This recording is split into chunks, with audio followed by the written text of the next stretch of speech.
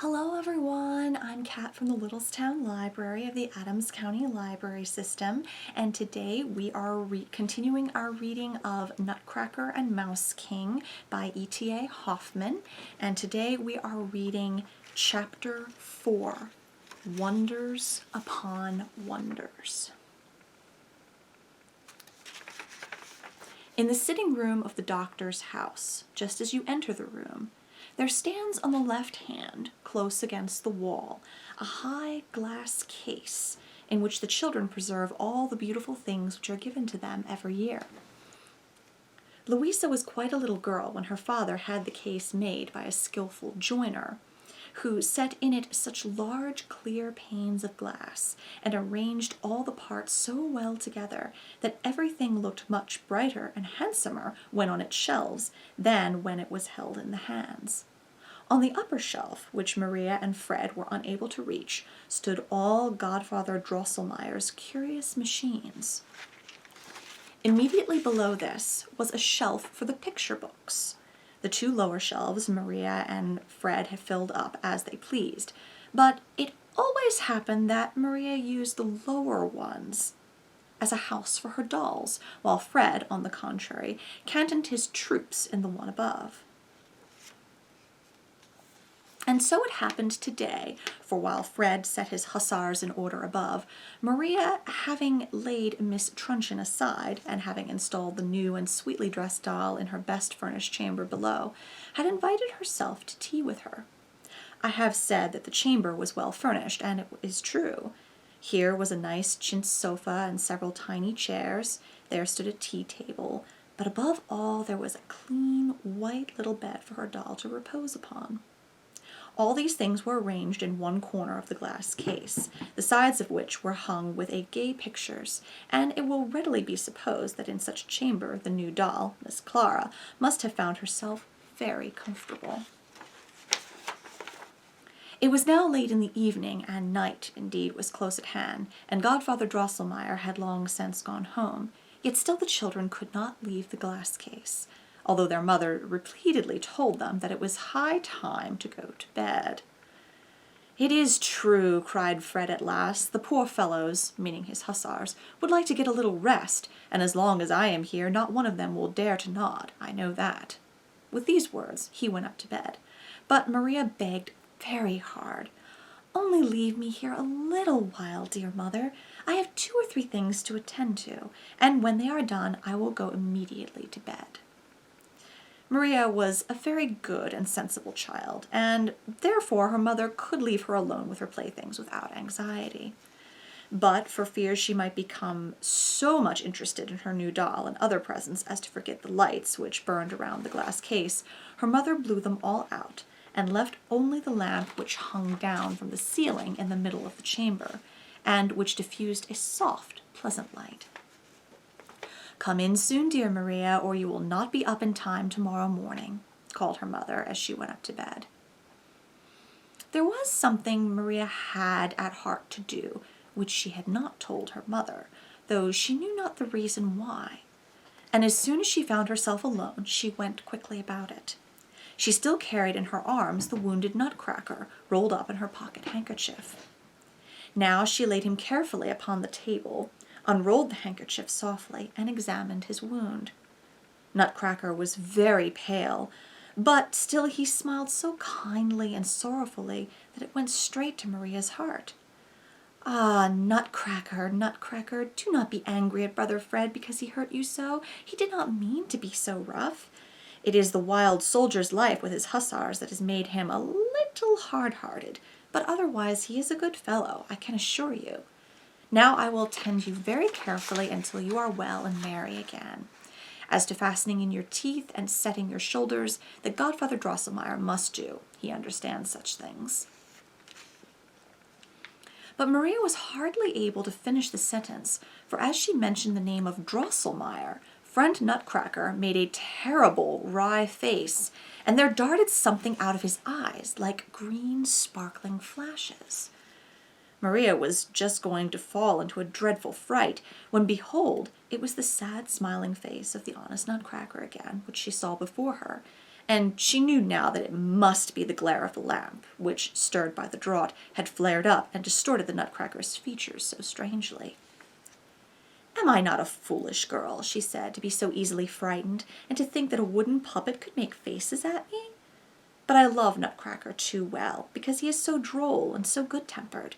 Therefore he shall be taken good care of, as he deserves." With this, Maria took friend Nutcracker in her arms and walked to the glass case, stooped down and said to her new doll, "Pray, Miss Clara, be so good as to give up your bed to the sick and wounded Nutcracker, and make out as well as you can with the sofa. Remember that you are well and hearty, or you would not have such fat red cheeks, and very few little dolls have such nice sofas." Miss Clara, in her gay Christmas attire, looked very grand and haughty, and would not even say muck.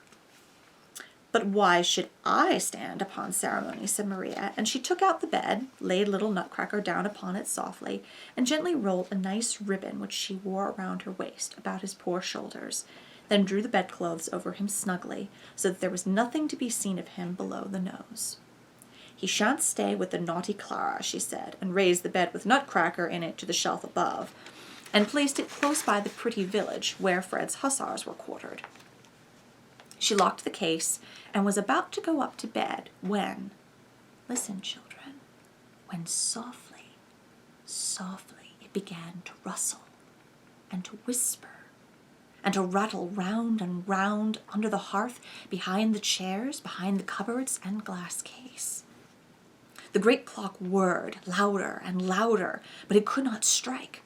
Maria turned towards it, and there the large gilt owl that sat on the top had dropped down its wings so that they covered the whole face, and had stretched out its ugly head with the short crooked beak, and it looked just like a cat.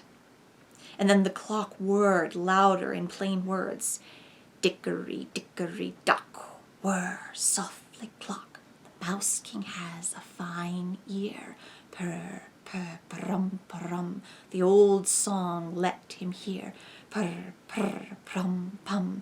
Or he might run away in a fright. Now clock strike softly and light."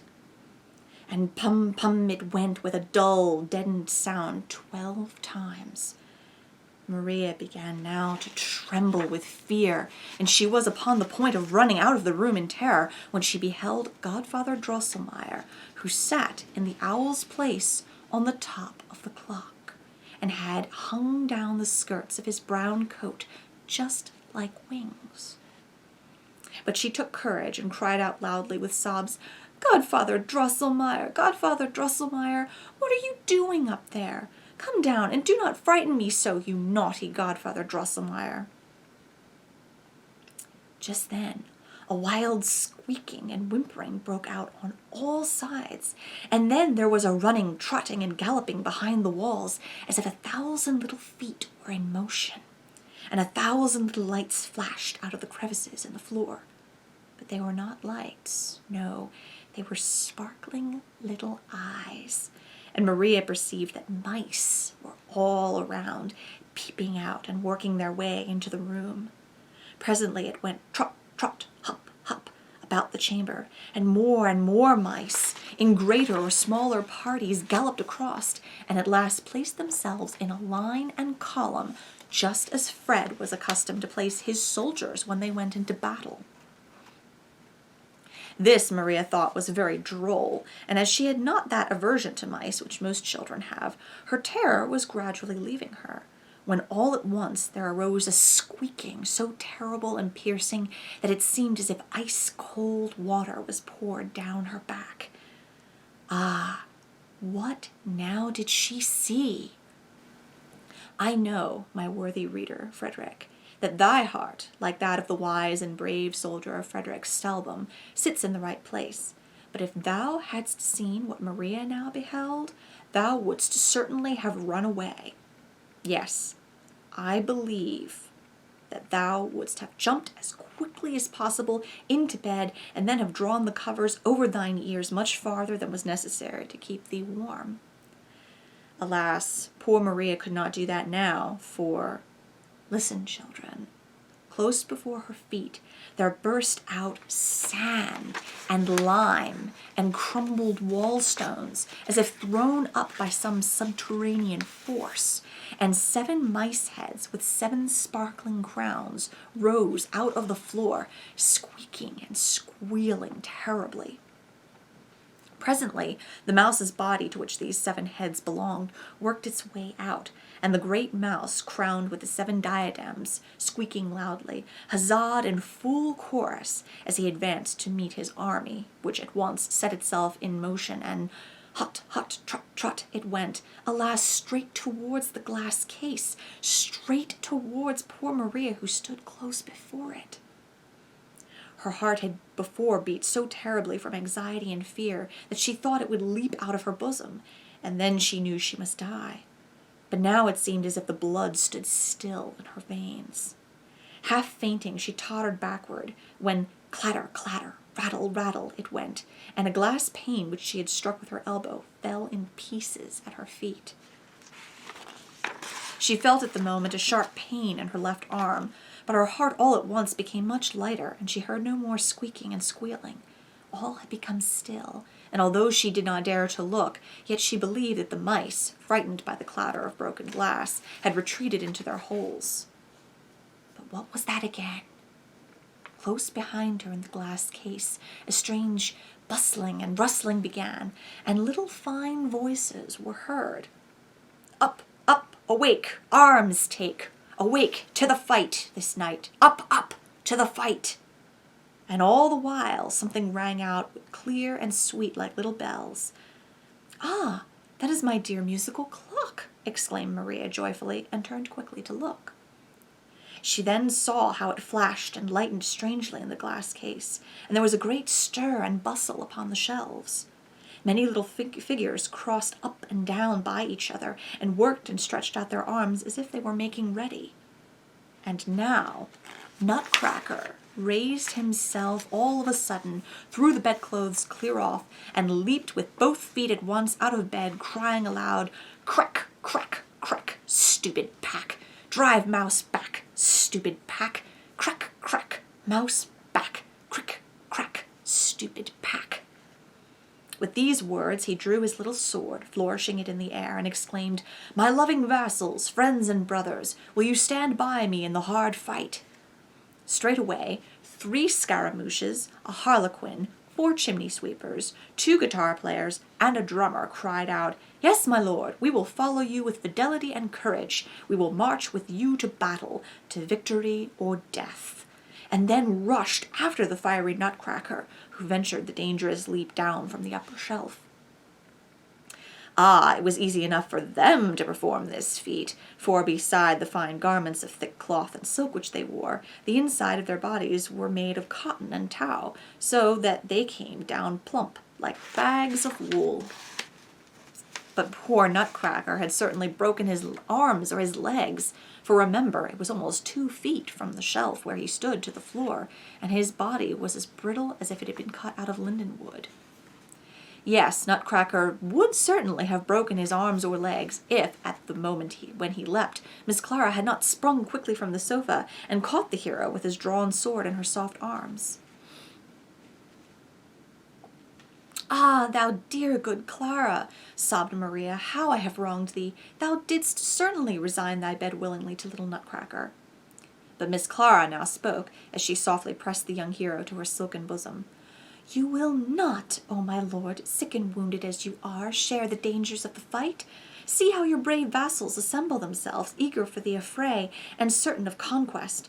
Scaramouche, harlequin, chimney sweepers, guitar players, drummer, are all ready drawn up below, and the china figures on the shelf stir and move strangely.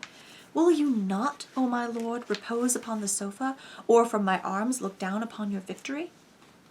Thus spoke Clara, but Nutcracker demeaned himself very ungraciously, for he kicked and struggled so violently with his legs that Clara was obliged to set him quickly down upon the floor.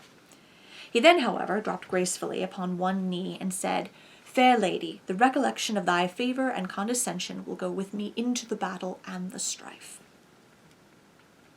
Clara then stooped so low that she could take him by the arm, raised him gently from his knees, took off her bespangled girdle, and was about to throw it across his neck, but little Nutcracker stepped back 2 paces, laid his hand upon his breast, and said very earnestly, "Not so, fair lady, lavish not thy favours thus upon me, for—" He stopped, sighed heavily, tore off the ribbon which Maria had bound about his shoulders, pressed it to his lips, hung it across him like a scarf, and then boldly flourishing his bright little blade, leapt like a bird over the edge of the glass case upon the floor. You understand, my kind and good readers and listeners, that Nutcracker, even before he had thus come to life, had felt very sensibly the kindness and love which Maria had shown towards him, and it was because he had become so partial to her that he would not receive and wear the girdle of Miss Clara, although it shone and sparkled so brightly. The true and faithful Nutcracker preferred to wear Maria's simple ribbon. But what will now happen?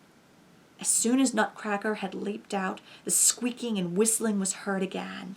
Ah, it is under the large table that the hateful mice have concealed their countless bands, and high above them all towers the dreadful mouse with 7 heads. What will now happen?